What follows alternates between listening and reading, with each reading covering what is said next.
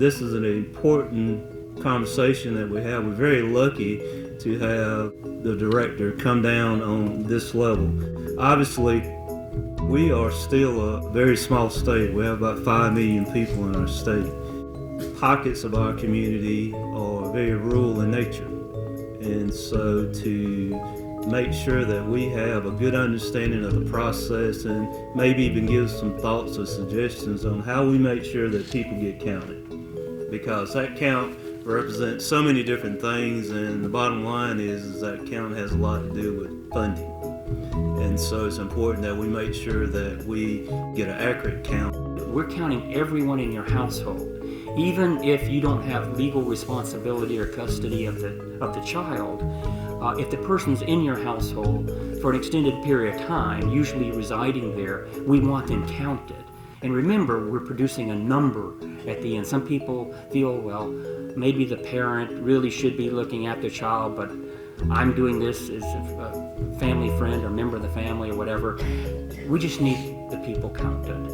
The one person in the room that has some influence on and maybe even some suggestions, and I understand he wants to hear from us about how we can make that happen. At the Census Bureau, people measure their careers by the number of decennial censuses.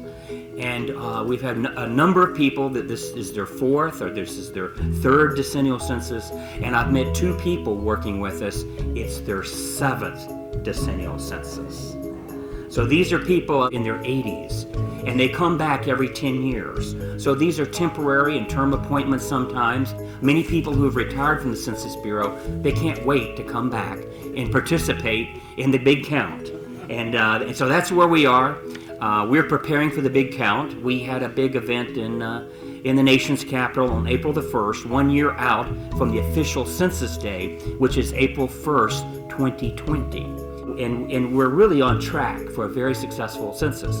Doesn't mean we don't have challenges. There are challenges out there, many different type challenges. And one of the challenges right now is concerns about a particular question. That's before the courts now, and that the expectation of everyone is that the court will make a decision on that later this month. But despite the many challenges, we have the talent to get the job done. And I'm so proud of the people in the Census Bureau, but let me tell you, we can't do it. We certainly can't do it alone. And if anything is we've learned in the last 30 or 40 or 50 years is that you make the difference.